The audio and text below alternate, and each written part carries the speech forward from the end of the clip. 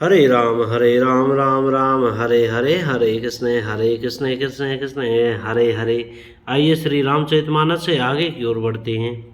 आपको बड़ा ही आनंद आने वाला है, ध्यान पूर्वक सुनते रहें। प्रभु को मेरी यह विपत्ति कौन सुनावे। यज्ञ के अन्न को गधा खाना चाहता है। सीता जी का भारी विलाप सुनकर जड़ चेतन सभी जीव दुखी हो गए। गृधराज जटायु ने सीता जी की दुख भरी वाणी सुनकर पहचान लिया कि ये रघुकुल तिलक श्री रामचंद्र जी की पत्नी है। उसने देखा कि नीच राक्षस इनको बुरी तरह से लिए जा रहा है, जैसे कपिला गाय म्लेच्छ के पाले पड़ गई हो। वह बोला, हे सीते पुत्री, भय मत कर, मैं इस राक्षस का नाश करूंगा। यह कहकर वह पक्षी क्रोध में भरकर कैसे दौड़ा, जैसे पर्वत की ओर वज्र टूटता हो। उसने ललकार कर कहा, रे रे दुष्ट, खड़ा क्यों नहीं होता, निडर होकर चल दिया। मुझे तूने नहीं जाना। उसको यमराज के समान आता हुआ देखकर रावण घूमकर मन में अनुमान करने लगा, यह या तो मैनाक पर्वत है या पक्षियों का स्वामी गरुड़। पर वह गरुड़ तो अपने स्वामी विष्णु सहित मेरे बल को जानता है। कुछ पास आने पर रावण ने उसे पहचान लिया और बोला, यह तो बूढ़ा जटायु है, यह मेरे हाथ रूपी तीर्थ में शरीर छोड़ेगा। यह सुनते ही गीध क्रोध में भरकर बड़े वेग से दौड़ा और बोला, रावण, मेरी सिखावन सुन। जानकी जी को छोड़कर कुशल पूर्वक अपने घर चला जा, नहीं तो हे बहुत भुजाओं वाले, ऐसा होगा कि श्री राम जी के क्रोध रूपी अत्यंत भयानक अग्नि में तेरा सारा वंश पतंगा होकर भस्म हो जाएगा। योद्धा रावण कुछ उत्तर नहीं देता।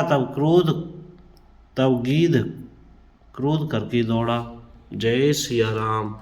उसने रावण के बाल पकड़कर उसे रथ के नीचे उतार लिया। रावण पृथ्वी पर गिर पड़ा। गीध सीता जी की ओर बैठा कर फिर लौटा और चोंचों से मार मार कर रावण के शरीर को विदीर्ण कर डाला। इससे उसे एक घड़ी के लिए मूर्छा हो गई। तब खिसियाए हुए रावण ने क्रोध युक्त होकर अत्यंत भयानक कटार निकाली और उससे जटायु के पंख काट डाले। पक्षी जटायु श्री राम जी की अद्भुत लीला का स्मरण करके पृथ्वी पर गिर पड़ा। सीता जी को फिर रथ पर चढ़ाकर रावण बड़ी उतावली के साथ चला। उसे भय कम ने था। सीता जी आकाश में विलाप करती हुई जा रही हैं, मानो व्याध के वश में पड़ी हुई जाल में फंसी हुई कोई भयभीत हिरणी हो। पर्वत पर बैठे हुए बंदरों को देखकर सीता जी ने हरि नाम लेकर वस्त्र डाल दिया। इस प्रकार वह सीता जी को ले गया और उन्हें अशोक वन में जा रखा। सीता जी को बहुत प्रकार से भय और प्रीति दिखलाकर जब वह दुष्ट हार गया, तब उन्हें यत्न करा के सब व्यवस्था ठीक करा के अशोक वृक्ष के नीचे रख दिया। जिस प्रकार कपट मृग के साथ श्री राम जी दौड़ चले थे, उसी छवि को हृदय में रखकर वे हरि नाम राम नाम रटती रहती है।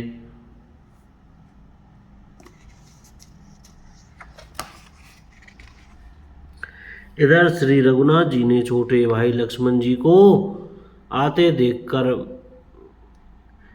ब्रह्म रूप में बहुत चिंता की और कहा, हे भाई, तुमने जानकी को अकेली छोड़ दिया और मेरी आज्ञा का उल्लंघन कर यहाँ चले आए। राक्षसों के झुंड वन में फिरते रहते हैं। मेरे मन में ऐसा आता है कि सीता आश्रम में नहीं है। छोटे भाई लक्ष्मण जी ने श्री राम जी के चरण कमल पकड़कर हाथ जोड़कर कहा, हे नाथ, मेरा कुछ भी दोष नहीं है। लक्ष्मण जी सहित प्रभु श्री राम जी वहाँ गए जहाँ गोदावरी की तट पर उनका आश्रम था। आश्रम को जानकी जी से रहित देखकर श्री राम जी साधारण मनुष्य की भांति व्याकुल और दीन दुखी हो गए। वे विलाप करने लगे, हा गुणों की खान जानकी, हा रूपशील, व्रत और नियमों में पवित्र सीते। लक्ष्मण जी ने बहुत प्रकार से समझाया। तब श्री राम जी लताओं और वृक्षों को पंक्तियों से पूछते हुए चले, हे पक्षियों, हे पशुओं, हे भौरों की पंक्तियों, तुमने कहीं मृगनयनी सीता को देखा है? खंजन, तोता, कबूतर, हिरण, मछली, भौरों का समूह, फिरवीन, कोयल, कुंदकली, अनार, बिजली, कमल, शरद का चंद्रमा और नागिनी, वरुण का पास, कामदेव का धनुष, हंस, गज और सिंह, ये सब आज अपनी प्रशंसा सुन रहे हैं। बेल, सुवर्ण और केला हर्षित हो रहे हैं, उनके मन में जरा भी शंका और संकोच नहीं है। हे जानकी सुनो, तुम्हारे बिना ये सब आज ऐसे हर्षित है मानो राज पा गई हों। अर्थात तुम्हारे अंगों के सामने ये सब तुच्छ, अपमानित और लज्जित थे। आज तुम्हें न देखकर ये अपनी शोभा के अभिमान में फूल रही है।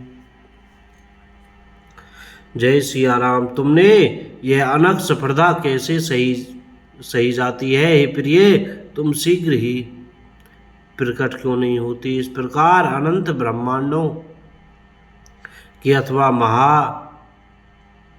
महिमामयी स्वरूप शक्ति श्री सीता जी के स्वामी श्री राम जी सीता जी को खोजते हुए इस प्रकार विलाप करते मानो कोई विरही और अत्यंत कामी पुरुष हो।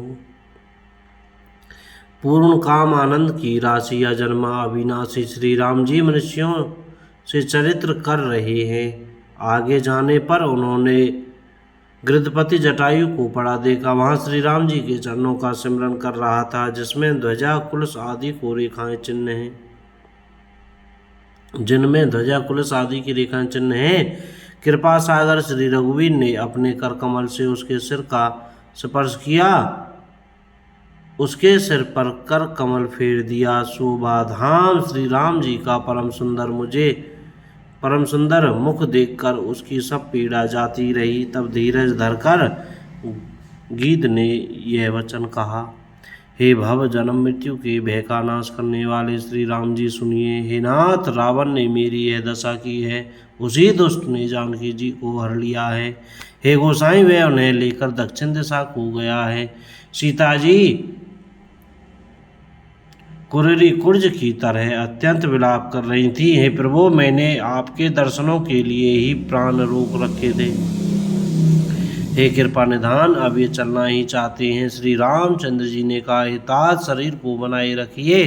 तब उसने मुस्कुराते हुए मुंह से यह बात कही, मरते समय जिनका नाम मुख में आ जाने से अधम महान पापी भी मुक्त हो जाता है, ऐसा वेद गाते हैं। बोल सियावर रामचंद्र की जय। जय श्री सीताराम। को गलती हो गई हो तो क्षमा करें। सीताराम।